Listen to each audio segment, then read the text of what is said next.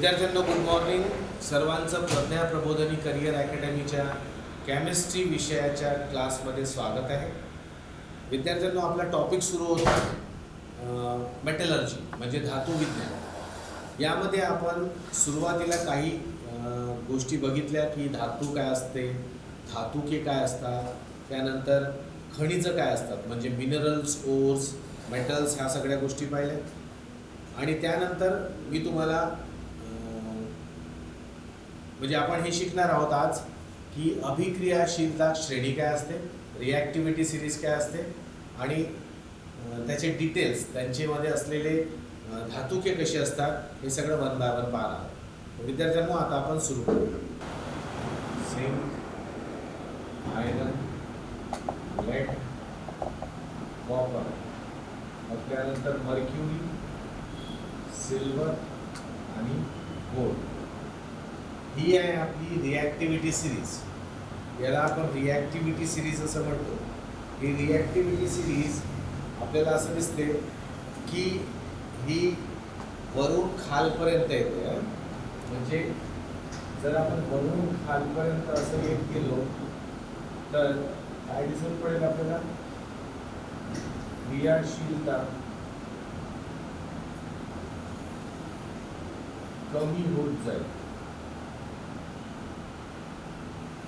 तर आपल्याला दिसते की जर आपण वरून खाली आलो तर क्रियाशीलता स्टेप बाय स्टेप कमी होत जाईल.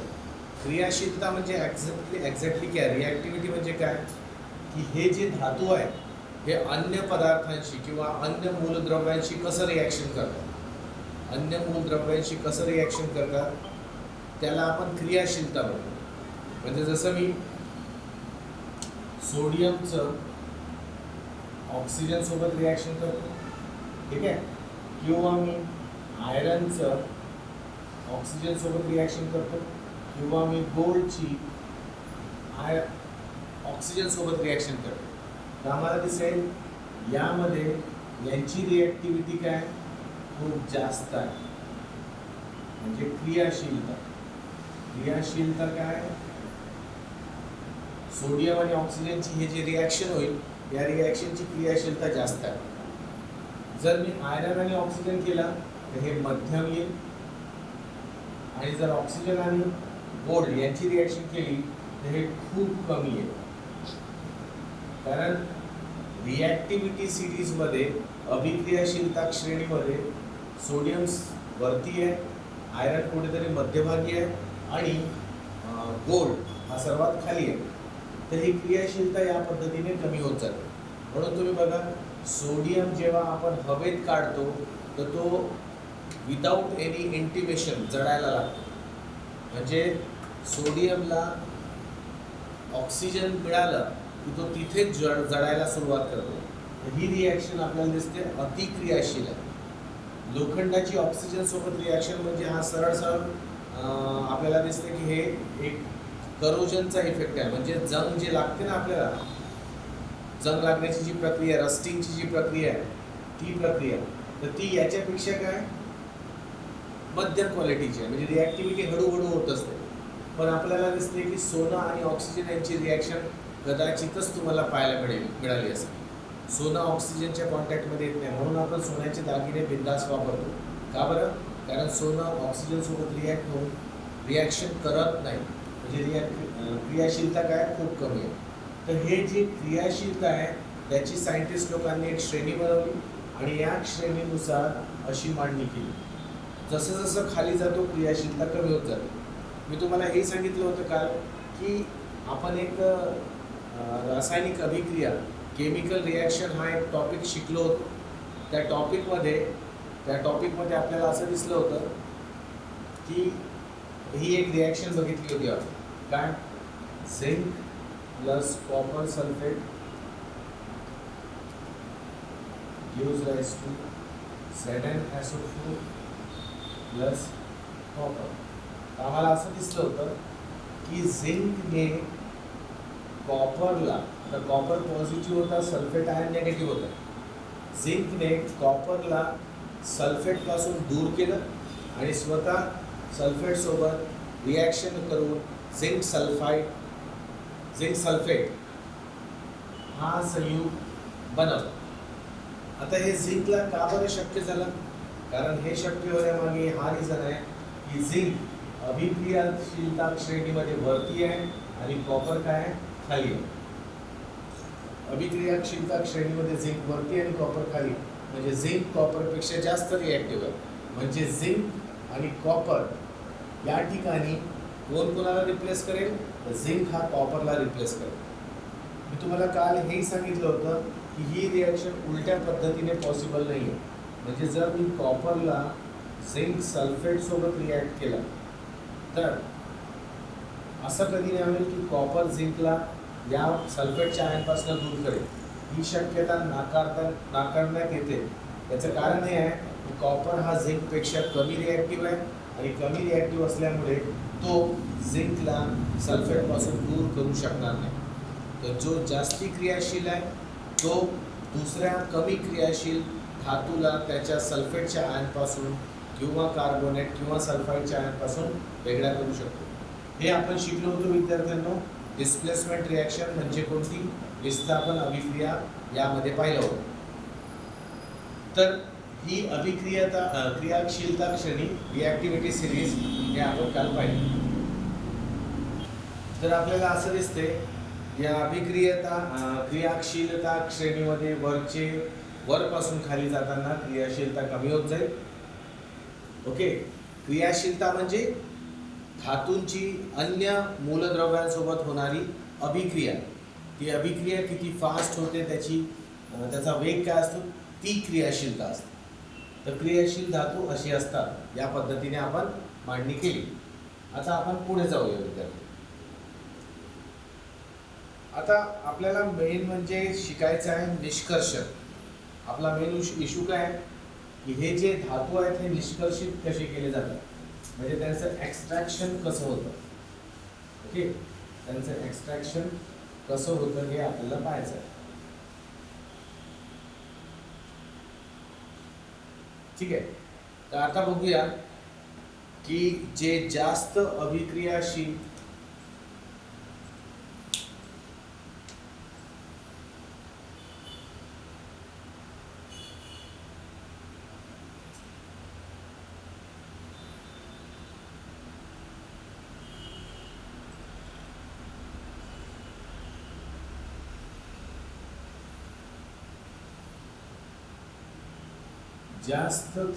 धातूंचे निष्कर्षण कसं केलं जातं?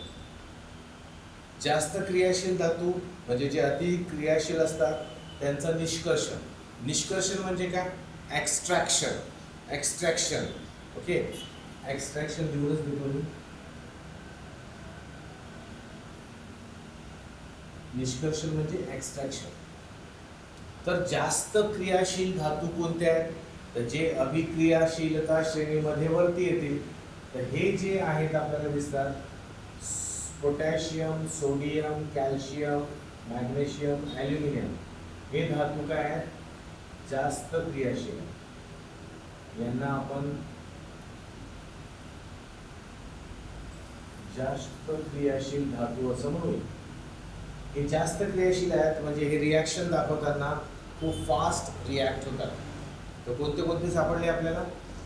जास्त क्रियाशील धातू सापडला आहे पोटॅशियम, सोडियम, कॅल्शियम, मॅग्नेशियम आणि ॲल्युमिनियम। हे आमचे जास्त क्रियाशीलता दाखवणारे धातू आहेत जे वरच्या बाजूला आहेत अभिक्रिया श्रेणीमध्ये। यांचे निष्कर्षण आपण कसे करतो? यांचे निष्कर्षण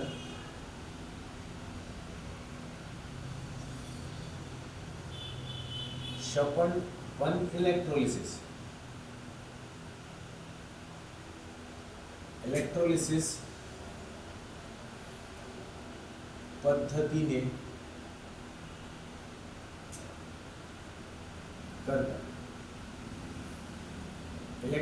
पद्धतीने करतात। आता ही इलेक्ट्रोलिसिस पद्धत कोणती?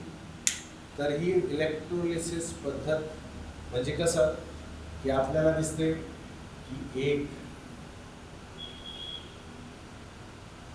एक बीकर घेतला, जसं आपण बघूया सपोज करा इलेक्ट्रोलिसिस करायचं मला, तर इथे आपण काय करूया विद्यार्थ्यांनो, इथे एक इलेक्ट्रोड टाकला, इथे दुसरा इलेक्ट्रोड टाकला, ओके, आणि हे जे इलेक्ट्रोड्स आहेत यांच्यामधनं विद्युत प्रवाह प्रवाहित केला, विद्युत प्रवाह प्रवाहित केला, ठीक आहे. तर आपल्याला असं दिसेल की हा बॅटरीचा पॉझिटिव्ह आहे, हा नेगेटिव्ह आहे, तर याच्यावर पॉझिटिव्ह चार्ज डेव्हलप होईल, म्हणजे हा काय झाला, हा झाला ॲनोड, ॲनोड. इथे आपल्याला दिसेल की इथे नेगेटिव्ह चार्ज जनरेट होईल, तर याला आपण काय म्हणणार, याला म्हणणार आपण कॅथोड. इंग्लिशमध्ये सुद्धा याला ॲनोड आणि कॅथोडच म्हणतात. इथे या धातूंचे सोल्युशन्स राहतील, इलेक्ट्रोलाइट्स राहतील, आणि हे इलेक्ट्रोलाइट्स काय होतील, तर जसं आम्हाला पाहिजे असलेला जो धातू आहे, हा धातू कॅथोड साईडला जमा होईल. म्हणजे आपण काय म्हणणार, आपण असं म्हणू की आपला म्हणजे यांची जेव्हा इलेक्ट्रोलिसिस करू आपण कॅथोड ॲनोडवर, तर जो आपल्याला शुद्ध धातू पाहिजे, तर हा जो धातू आपल्याला ज्याचं निष्कर्षण करायचं आहे, धातू कॅथोडवर म्हणजे नेगेटिव्हली चार्ज, इलेक्ट्रोडवर काय होईल, जमा होईल, आणि उर्वरित अधातू जे आपल्यासाठी आता काय आहे, अशुद्धी आहे, ते कुठे जमा होतील, ॲनोडवर जमा होतील.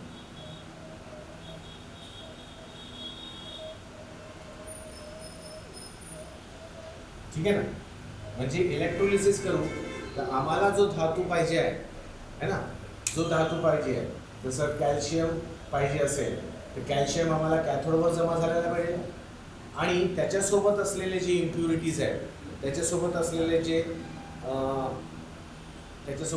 जे काही अशुद्धी असतील किंवा अधातू असतील, ते आपल्याला ॲनोडवर जमा झालेले दिसतील. ओके. तर या प्रक्रियेमध्ये काय होईल विद्यार्थ्यांनो, या प्रक्रियेमध्ये या ठिकाणी प्राप्त होणारा जो कॅथोड आहे, कॅथोडवर प्राप्त होणारा जो धातू आहे, तो आपला काहीसा शुद्ध प्रमाणात राहील, तो काहीसा शुद्ध प्रमाणात राहील. तर ही प्रोसेस आपण करतो. ओके. तर विद्यार्थ्यांना तुम्हाला हे कळलं, एकदा रिप्लाय करा.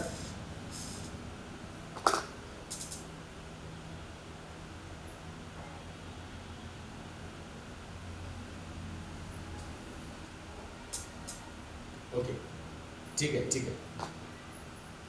यानंतर हे जे धातू आहेत, या काही धातूंची आपल्याला धातुके माहिती करून घ्यायची आहे, कारण त्यांना परीक्षेत विचारलं होतं. तर जे जास्त क्रियाशील धातू आहेत, त्यांच्या धातुकांबद्दल आपण थोडीशी माहिती घेऊया. ओके. त्यांचे जे धातुके आहेत त्यांच्याबद्दल थोडी माहिती घेऊया. तर जसं आपण बघूया, फर्स्ट ॲल्युमिनियम चे धातू,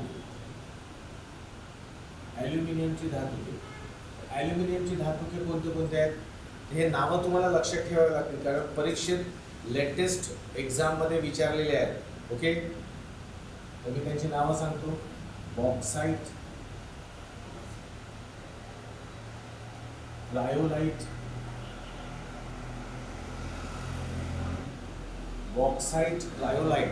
ओके, बॉक्साइट, क्रायोलाइट, फेल्डस्पार,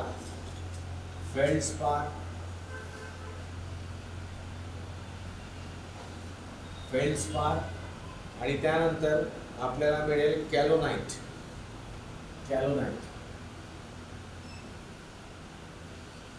हे ॲल्युमिनियमचे धातुके आहेत. बघा, तुम्हाला धातुके जर लक्षात असेल, हे धातुके म्हणजे काय, यांना आपण म्हटलं होतं ओर्स, है ना. ज्या खनिजांपासून आपण यशस्वीरित्या शुद्ध धातू मिळवू शकतो. त्याला आपण काय म्हटलं होतं, धातुके म्हटलं होतं, म्हणजे ओर म्हटलं होतं. खनिजांना धातुके म्हटलं होतं. तर जसे हे धातुके आहेत, यामधनं आपण ॲल्युमिनियम यशस्वीरित्या मिळवू शकतो, फायदेशीररित्या मिळवू शकतो आणि सोप्या पद्धतीने मिळवू शकतो. त्यामध्ये जास्ती कॉम्प्लिकेशन्स नसतात. तर हा जो धातुके आपल्याला हे सापडतात, हे ॲल्युमिनियमचे धातुके आहेत. आणि हे ॲल्युमिनियमचे धातुके यामध्ये सुद्धा इम्पॉर्टंट कोणता आहे, हा बॉक्साईट आहे. बॉक्साईट परीक्षेत विचारला होता. हा बॉक्साईट जो धातुके आहे ॲल्युमिनियमचा, हा फारसा इम्पॉर्टंट आहे. ओके, याचं अस्तित्व आपल्या इंडियामध्ये भरपूर प्रमाणात मिळतं बॉक्साईटचं, आणि त्यापासून आपण यशस्वीरित्या ॲल्युमिनियम निष्कर्षित करू शकतो. सेकंड जो आहे, तो आहे मॅग्नेशियम. मॅग्नेशियमची धातुके,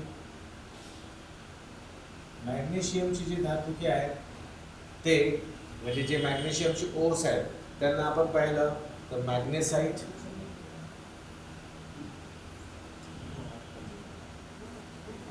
हा मॅग्नेशियम कार्बोनेट असतो विद्यार्थ्यांनो, मॅग्नेसाइट, डोलोमाइट,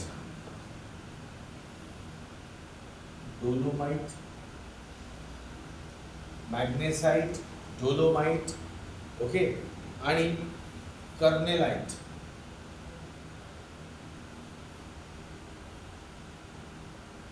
मॅग्नेसाइट, डोलोमाइट, कर्नेलाइट हे मॅग्नेशियम या धातूंची काय धातुके आहेत.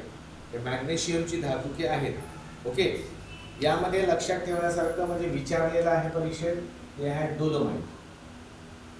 हे डोलोमाइट हा मॅग्नेशियमचा धातूक काहीसा खूप इम्पॉर्टंट आहे. त्यानंतर आपल्याला सोडियमचे धातुके, जे सोडियमचे धातुके आहेत विद्यार्थ्यांनो, त्यामध्ये आपल्याला दिसेल पहिले रॉक सॉल्ट. फर्स्ट आहे रॉक सॉल्ट, है ना, रॉक सॉल्ट आणि क्रायोलाइट.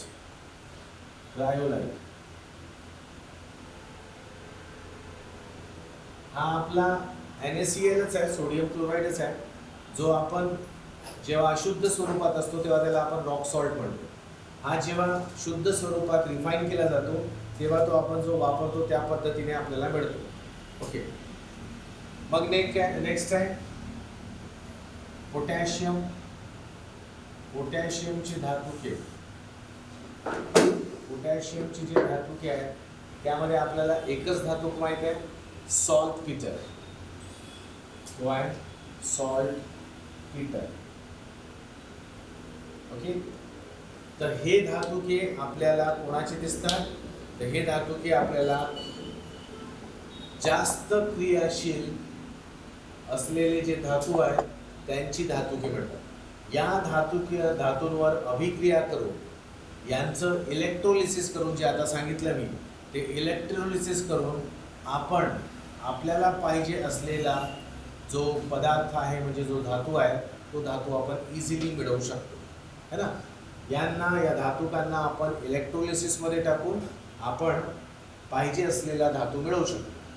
आणि हे जे पर्टिक्युलर धातुके आहेत यांच्यामधलं त्यांचे ते पर्टिक्युलर शुद्ध स्वरूपातले धातू यशस्वीरित्या मिळवता येतात. तर विद्यार्थ्यांनो एकदा रिप्लाय करा. हे कळून आलं का तुम्हाला? से यस नो.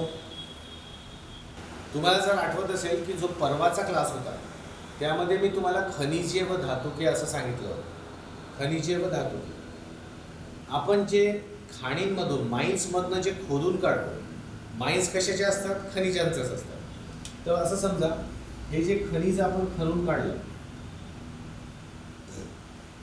हे जे खनिज आणलं, या खनिजामध्ये आपल्याला असं दिसते की इथे धातू असतो, त्यासोबत काही अधातू पण असतात आणि काही अशुद्धी पण असतात. आता याच्यापासून याला प्रोसेस करून आपल्याला धातू मिळवायचा असतो. आता हा जो धातू आहे हा आपल्याला पाहिजे. हे तर माइन्समधनं आणलेला एक खडक आहे, लोखंडाच्या म्हणजे लोह आयरन माइन्समधनं आपल्याला आयरनचे असे खडक मिळते, पण ते आयरनचे खडक कशा कोणत्या पद्धतीत मिळतील?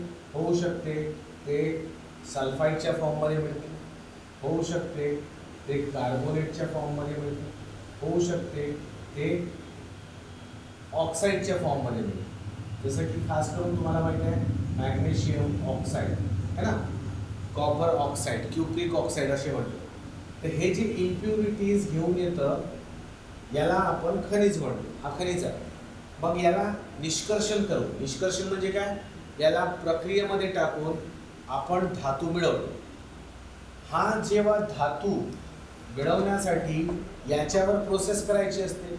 ही जर प्रोसेस सपोज करत असताना ही प्रोसेस महागडी आहे किंवा यापासून मिळणाऱ्या धातूला काढण्यासाठी आपल्याला खूप कॉम्प्लिकेटेड मेथड्स म्हणजे खूप विचित्र पद्धतींचा वापर करावा लागत असेल तर ते आपण करणार नाही ना. म्हणजे फॉर एक्झाम्पल मला इथून लोह म्हणजे लोखंड काढायचं आहे आणि मला जो लोखंड मिळणार आहे तो विकून 100 रुपये मिळणार आहे, पण त्याला शुद्धता करण्यासाठी, एक्स्ट्रॅक्शन करण्यासाठी, निष्कर्षण करण्यासाठी मला 200 रुपये लागत आहेत. तर मी तो लोखंड कशाला काढणार है ना. तर म्हणून आपण काय करतो की अशी खनिजं निवडतो की ज्या खनिजांमधनं आपण फायदेशीररित्या है ना, फायदेशीरपणे आणि सोप्या पद्धतीने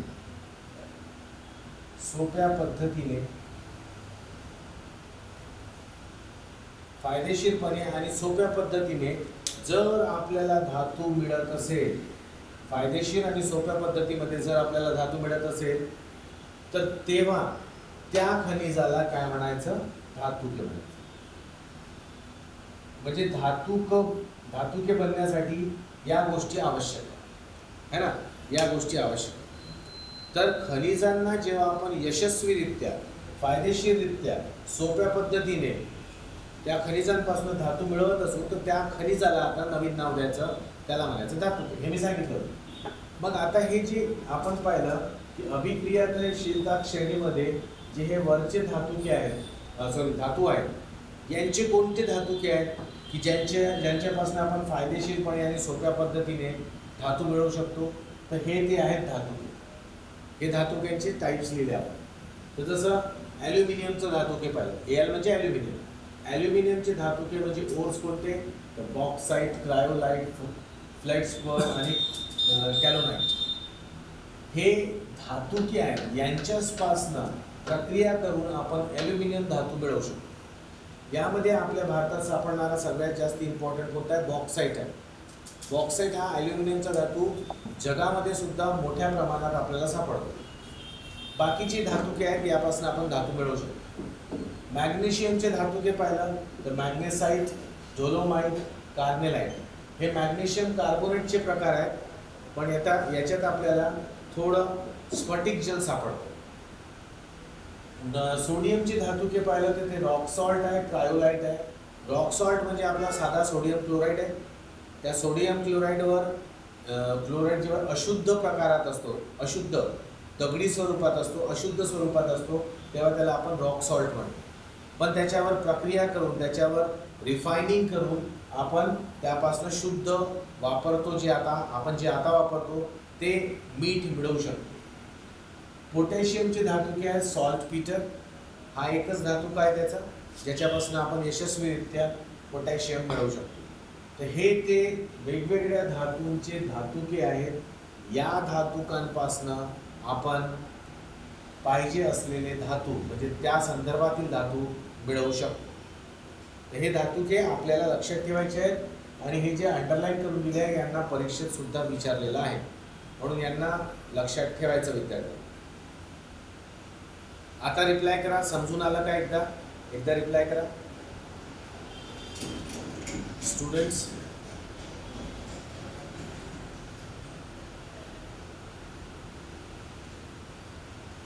सर आला बरं. आणि लक्षात ठेवायचं यांना मिळवल्यानंतर यांच्यावर इलेक्ट्रोलिसिसची प्रक्रिया करून आपण त्यांचे धातू मिळवू शकतो. म्हणजे बॉक्साईटवर प्रक्रिया करणार, इलेक्ट्रोलिसिस करणार तर ॲल्युमिनियम. डोलोमाइट मॅग्नेसाईटवर प्रक्रिया करणार, इलेक्ट्रोलिसिस करणार, तर आपल्याला मॅग्नेशियम मिळणार. या पद्धतीने आपण धातू मिळवू शकतो. आता पुढे हे होते जास्त क्रियाशील धातू.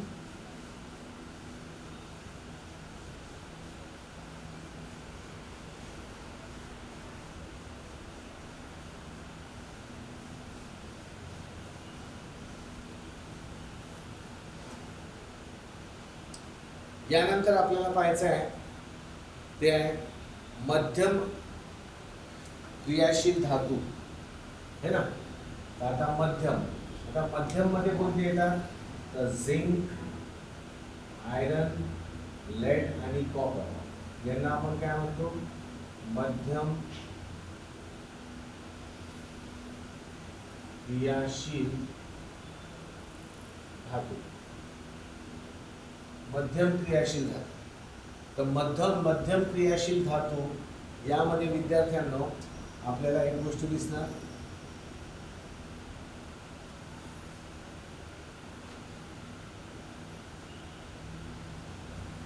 मध्यम क्रियाशील धातूंमध्ये कोणते कोणते धातू येतील, तर मध्यम क्रियाशील धातूमध्ये आपल्याला दिसते झिंक येईल, है ना, मग येईल आयरन लोह, मग येईल लेड म्हणजे त्याला आपण काय म्हणतो शिसे, आणि त्यानंतर एक कॉपर म्हणजे तांबे. जस्त, लोह, शिसे आणि तांबे हे मध्यम क्रियाशील आपल्याला धातू पाहायला मिळतात. आता हे मध्यम क्रियाशील आहे, तर यांचं जेव्हा धातुके आपण बघतो, यांचे धातुके आपण पाहिलं तर आपल्याला ते 2-3 स्वरूपात मिळतात. एक सल्फाइडच्या स्वरूपात, जसं मी एक एक्झाम्पल घेतो, आयरन सल्फाइड. ओके. दुसरं आपल्याला मिळू शकतं कशा, कार्बोनेट स्वरूपात मिळतं, म्हणजे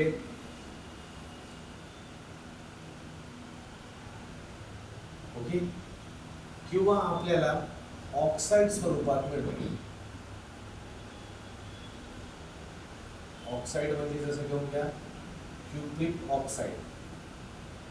तर जे आपल्याला मध्यम क्रियाशील धातू आहेत यांना जेव्हा आपण खाणींमधनं म्हणजे माइन्समधनं काढतो, तर आपल्याला ते जे धातू आहेत त्यांचे जे धातुके आहेत, जे ओर्स आहेत, हे एक तर सल्फाईड फॉर्ममध्ये किंवा कार्बोनेट फॉर्ममध्ये किंवा ऑक्साईड फॉर्ममध्ये आपल्याला मिळतात.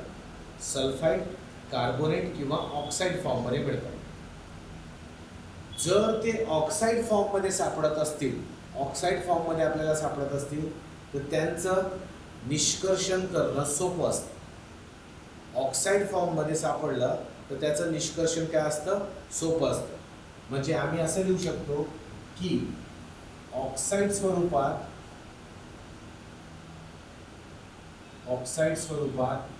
निष्कर्षण सोपे असते. ऑक्साईड स्वरूपात निष्कर्षण काय असते, सोपे असते. पण जेव्हा आम्हाला सल्फाईड किंवा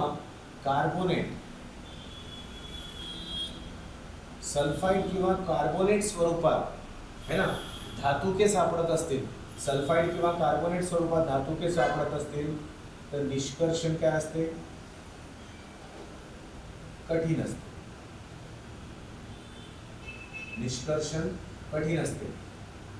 है ना. निष्कर्षण काय असते की थोडंसं कॉम्प्लिकेटेड होतं म्हणजे होतच नाही असं नाही आहे, होते, पण त्यामध्ये थोडेसे स्टेप्स वाढून जातात. स्टेप्स वाढतात व त्यानंतर परत एक प्रॉब्लेम होतो की स्टेप्स वाढल्यानंतर आपल्याला खर्च वाढवतात.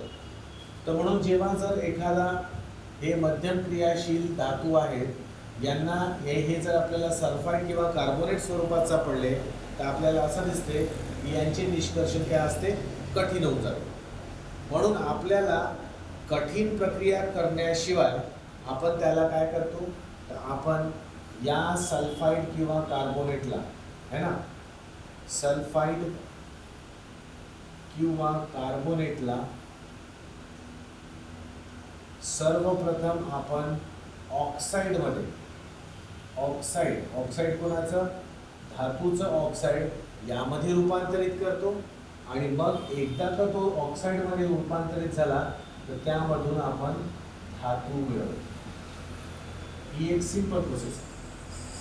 आम्हाला माहिती आहे सल्फाईड किंवा कार्बोनेट स्वरूपात जर धातुके असतील तर ते निष्कर्षण कठीण होते. मग आपण हे करतो की सल्फाईड आणि कार्बोनेटला प्रथम आपण ऑक्साईडमध्ये रूपांतरित करतो आणि त्यानंतर त्यापासून धातू मिळवतो.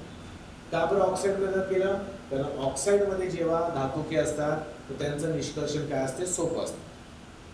म्हणजे आपण जसं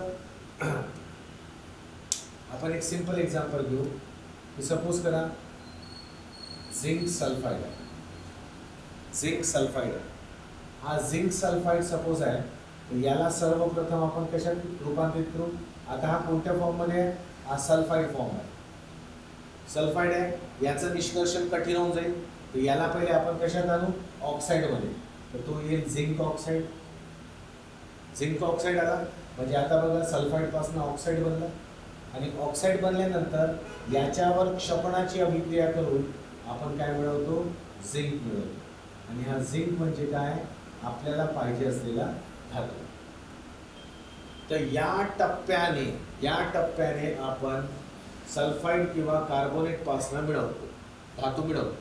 आता समजा झिंक ऑक्साईडच सापडला आपल्याला, हाच धातू का आपल्याला सापडला, तर मग याच्यापासून सोप्या पद्धतीने निष्कर्षण होतं. जर कार्बोनेट आणि सल्फाईड सापडले तर त्यांना प्रथम ऑक्साईडमध्ये रूपांतरित करतो आणि त्यानंतर मग आपण त्यांना कशामध्ये, शुद्ध धातूमध्ये त्यांना मिळवतो. विद्यार्थ्यांनो, हे मध्यम क्रियाशील धातूंच्या निष्करणाचा एक प्रोसेस आहे. तर विद्यार्थ्यांनो मला एकदा सांगा, हे तुम्हाला कळलं का की मी रिपीट करतो, एकदा सांगा, सगळे सांगा. ठीक आहे, व्हेरी गुड, ठीक आहे ना, शाबाश. आता आपण हे बघूया की सल्फाईड पासून किंवा कार्बोनेट पासून ऑक्साईड रूपांतरित करत असताना आपल्याला 2 प्रक्रियांमधनं जावं लागतं. तर ते आपण बघूया.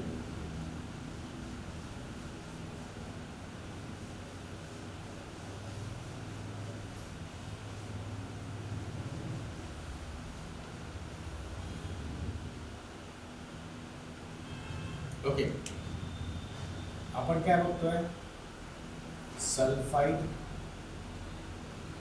किंवा कार्बोनेट यांचं रूपांतर आपण कशामध्ये करून राहिलो, यांचं रूपांतर आपण ऑक्साईडमध्ये करतो. ठीक आहे, तर याची प्रक्रिया काय, याच्यामध्ये 2 टप्पे आहेत, 2 प्रोसेसेस आहेत. Sulphide to oxide, carbonate to oxide, याचे 2 टप्पे आहेत आणि हे परीक्षेत विचारलं आहे. तर मी ते सांगतो की प्रथम आहे भाजणी. म्हणजे त्याला आपण रोस्टिंग म्हणतो. आता हा रोस्टिंग का म्हणतो आपण, तर मी सांगतो. याला भाजणे असं म्हणतात. ही प्रक्रिया काय, तर लक्षात ठेवा, जेव्हा आपल्याला धातूंचे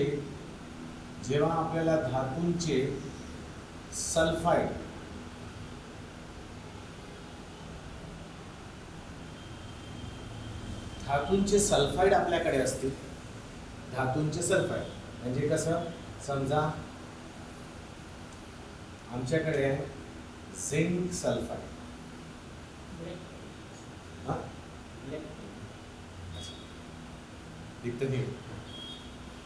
ओके. विद्यार्थ्यांना बघा, धातूंचे सल्फाईड आहे, म्हणजे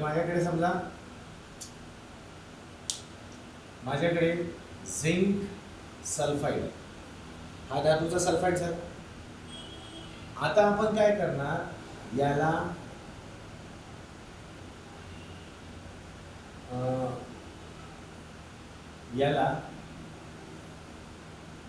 जास्त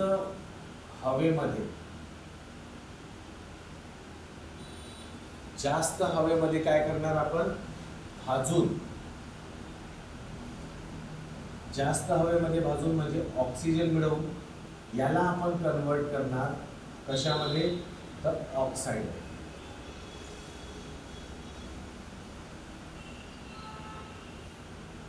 धातूचं सल्फाईड आहे, त्याला जास्त हवेमध्ये भाजून म्हणजे ऑक्सिजन सोबत रिॲक्शन करून आपण ऑक्साईड मिळवू. म्हणजेच कसं होईल, हा जो ZnS आहे, झिंक सल्फाईड आहे, याला आपण ऑक्सिजन पुरवू. अच्छा, का बरं आपण जास्त हवेमध्ये भाजतो याला, का बरं रोस्टिंग करतो, कारण आपल्याला सल्फरला काढायचं आहे आणि ऑक्सिजनला तिथे टाकायचं आहे. तर ऑक्सिजन असणं गरजेचं आहे. तर ही प्रक्रिया होण्यासाठी सल्फरला काढणे, ऑक्सिजनला आणणे, याच्यासाठी ऑक्सिजनची गरज असते. म्हणून आपण काय करतो, जास्त हवेमध्ये भाजतो आणि आपण तेव्हा मिळवतो झिंक ऑक्साईड. तेव्हा आपल्याला काय मिळते विद्यार्थ्यांनो, झिंक सल्फाईडपासून झिंक ऑक्साईड मिळतो, जेव्हा आपण जास्त हवेमध्ये भाजून काढतो, रोस्टिंग करतो. ही पहिली प्रक्रिया आहे. म्हणजे सल्फाईडपासून ऑक्साईड मिळवण्यासाठी आपल्याला रोस्टिंग इफेक्ट करावा लागतो, भाजण्याची प्रक्रिया करावी लागते. आणि त्यामध्ये सुद्धा आम्हाला जास्त हवेचा वापर करावा लागतो, कारण आम्हाला ऑक्सिजन सोबत रिॲक्शन करून घ्यायची. दुसरी प्रक्रिया विद्यार्थ्यांनो, निस्तापन.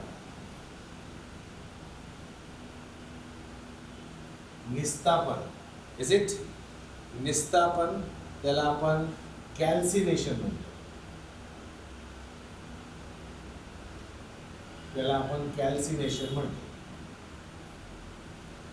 निस्तापन म्हणजे कॅल्सिनेशन.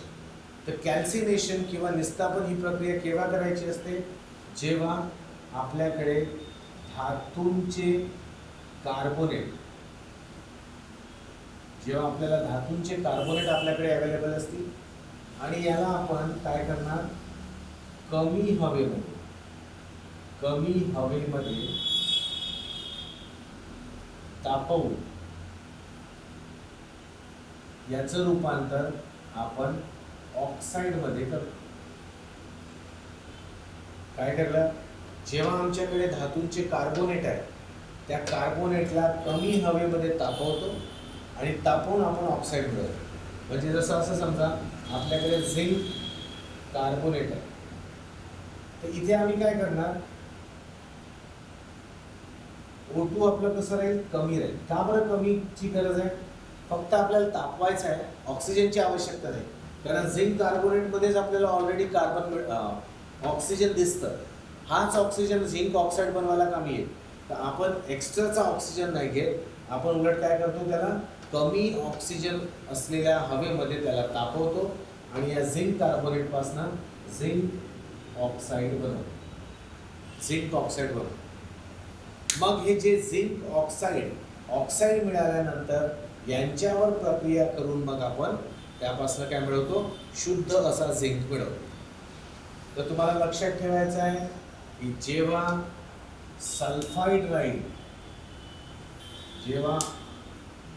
धातूंचं सल्फाईड राहील, तेव्हा आम्ही भाजण्याची प्रक्रिया करणार आणि ते हवा कशी लागेल, जास्त हवा लागेल. तर लक्षात ठेवायचं, सल्फाईड म्हणजेच प्रक्रिया करावी लागणाऱ्या रोस्टिंगची आणि त्यामध्ये जास्त हवेमध्ये ही प्रक्रिया करावी लागेल. जेव्हा आमच्याकडे कार्बोनेटची धातुके राहतील, तेव्हा आपल्याला निस्तापन करावं लागेल. निस्तापन म्हणजे कॅल्सिनेशन, आणि ते सुद्धा कसं करावं लागेल, कमी हवेमध्ये. इथे जास्त हवा याच्यासाठी लागते कारण सल्फाईडमध्ये ऑक्सिजन नसतो, आपल्याला बाहेरून ऑक्सिजन द्यावं लागतं हवेमार्फत, मग ते झिंक ऑक्साईडमध्ये कन्वर्ट झालं. आपण कार्बोनेटला कमी हवेमध्ये का तापवतो, कारण कार्बोनेटच्या रेणूमध्ये ऑलरेडी ऑक्सिजन असते. तर हे ऑक्सिजन आपण झिंक ऑक्साईड किंवा धातूंच्या ऑक्साईडमध्ये आपण घेऊ शकतो आणि यांना जेव्हा आपण ट्रीट करतो, तर त्यानंतर आपल्याला काय मिळते, आपल्याला शुद्ध असं धातू मिळतो. तर विद्यार्थ्यांनो, मध्यम क्रियाशील धातूंमध्ये ज्या भाजणे आणि निस्तापन ह्या दोन प्रोसेसेस सांगितल्या, याकडून आल्या का एकदा रिप्लाय करा. Say yes no.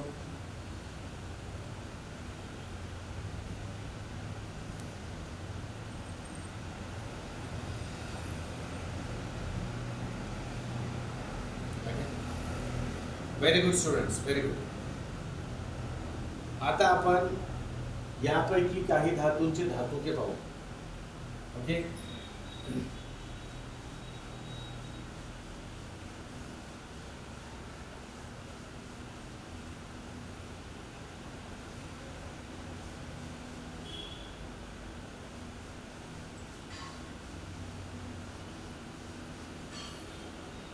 यापैकी काही धातूंची धातुके, जसं लोह आहे, आयरन. तर आपण पहिला पाहूया Fe, लोह चे धातू. लोह म्हणजे आयरनची धातुके कोणती आहेत ते पाहूया. तर ते आहे hematite, magnetite. Hematite, magnetite. Hematite, magnetite. हे मी लोह म्हणजे आयरन, लोखंडाचे धातुके सांगतो. Limonite, siderite. Limonite, siderite. Limonite, siderite. मग pyrite, chromite. Pyrite, chromite.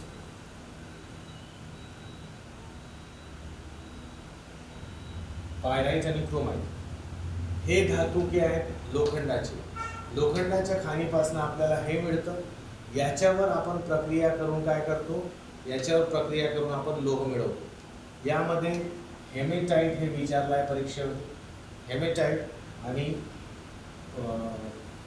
Limonite. Yes, limonite हे परीक्षेत विचारलेलं आहे. ओके. हे कशाचे धातुके आहेत विद्यार्थ्यांनो, तर हे धातुके आपल्याला दिसतात लोहचे आहेत.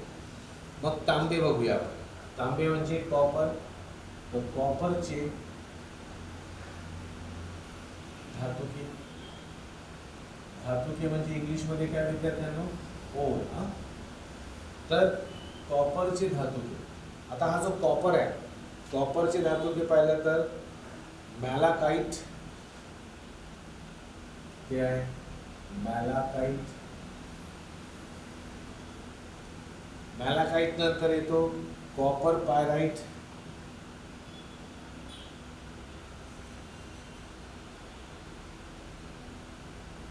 Malachite, copper pyrite. त्यानंतर कॉपर ग्लॉन्स. कॉपर ग्लॉन्स.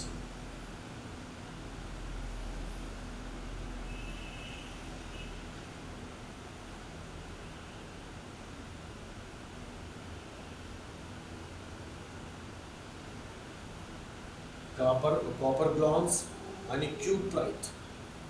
क्यूप्राइट हे धातुके कॉपरचे आहेत, तांब्याचे धातुके आहेत. यापासून आपण तांबा प्राप्त करू शकतो. यापासून आपण तांबा प्राप्त करू शकतो. Okay. Okay, very good, very good. आता पाहू आपण शिसे म्हणजे लेड. लेडची धातुके पाहूया.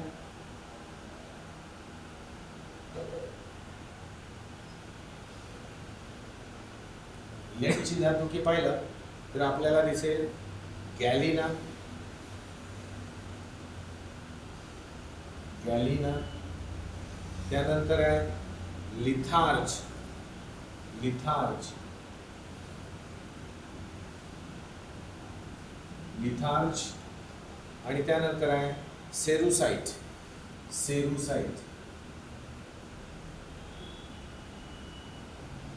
बरं, शिस्याच्या बाबतीत, लेडच्या बाबतीत आतापर्यंत परीक्षेत विचारलं गेलं नाही. ओके. आणि लास्ट चौथं जे आहे तो आहे झिंक म्हणजे जस्त जे धातू. आता हा जो आहे झिंक, या झिंक पासून आपण धातुके म्हणजे झिंकचेही धातुके आपल्या भारतात सापडतात. जसं झिंकाईट.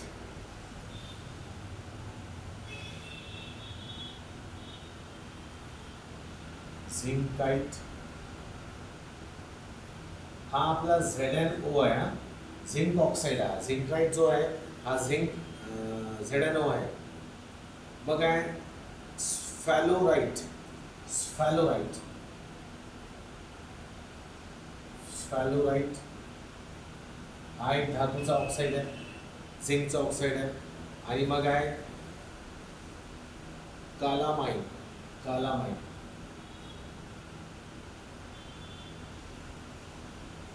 यामधून याला परीक्षेत विचारला होतं है ना, याला परीक्षेत विचारलं. तर असे आपले हे काही धातू आहेत जे मध्यम क्रियाशील धातूंचे धातुके आहेत. यांनाच निष्कर्षित केलं जातं खाणींमधनं आणि यांच्याचपासनं ते पर्टिक्युलर धातुके आपण मिळवण्याचा प्रयत्न करतो. तर या धातुकांबद्दल माहिती यांची डिटेल्स नसले तरी चालेल, यांची नावं विचारतात परीक्षेत, म्हणजे तो जोड्या लावा देईल है ना.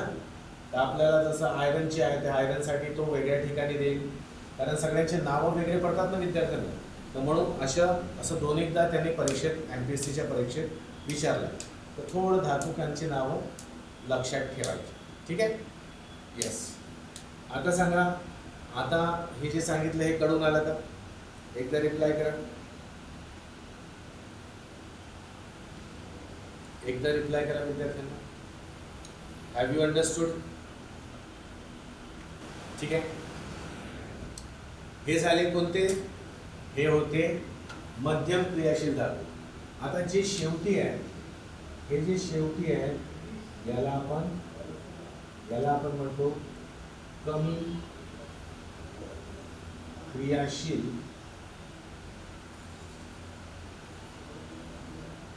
धातू. आता हे कमी क्रियाशील धातू आहे. ओके.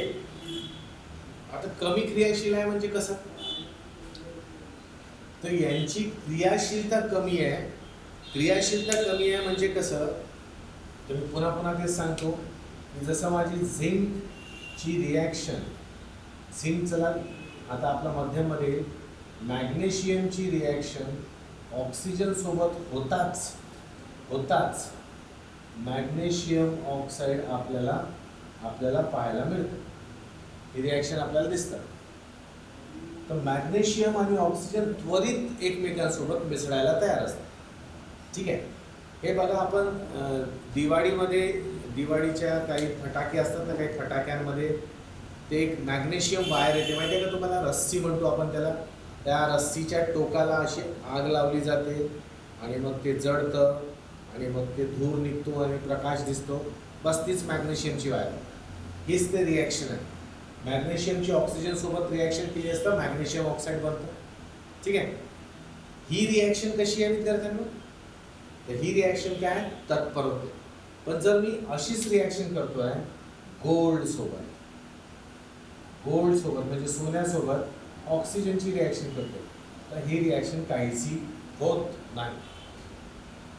म्हणजे आम्हाला असं दिसते की मॅग्नेशियम ऑक्साईड, हा जो मॅग्नेशियम ऑक्साईड आहे हा मॅग्नेशियमचा धातुक आहे. हा ओर आहे, मॅग्नेशियमचा ओर आहे. तर हा ओर का आहे? कारण हा मॅग्नेशियम जो आहे ना, हा काहीसा कुठे येतं? जास्त क्रियाशील धातूच्या श्रेणीमध्ये येतं. तर आम्हाला असं दिसते की इथपर्यंत कॉपरपर्यंत हे जे धातू पाहिले हे सगळे कंबाईन स्टेटमध्ये येतात. कंबाईन स्टेटमध्ये म्हणजे कसं? ते एक तर आपले झिंकचे त्या धातूंचे कार्बोनेट बनवून आणतील, त्या धातूंचे सल्फाईड बनवून आणतील, किंवा त्या धातूंच्या ऑक्साईडच्या स्वरूपात येतात. कार्बोनेट, सल्फाईड, ऑक्साईड या स्वरूपात असतात, म्हणजे कंबाईन फॉर्ममध्ये असतात. का बरं कंबाईन फॉर्ममध्ये असतात? कारण एक तर ते जास्त क्रियाशील राहतील किंवा मध्यम क्रियाशील राहतील. पण हे जे आहेत हे तर कमी क्रियाशील आहेत ना. मग हे कमी क्रियाशील आहेत, तर या कमी क्रियाशील धातू आपल्याला फ्री स्टेटमध्ये आढळतात. हे मुक्त अवस्थेत आढळतात. मुक्त अवस्थेत आढळण्यामागे कारण हाच आहे की हे कोणासोबत रिॲक्ट होत नाही, यांची रिॲक्शनची स्पीड किंवा टेंडन्सी कमी असते, म्हणून यांची रिॲक्शन आपल्याला दिसून पडत नाही आणि म्हणून हे फ्री स्टेटमध्ये आपल्याला मिळतात. फक्त यांना मिळवल्यानंतर आपल्याला रिफायनिंग करावी लागते, कारण ज्या काही थोड्या अधिक अशुद्धी आपल्याला तिथे सापडतील त्या आपल्याला वेगळ्या कराव्या लागतात.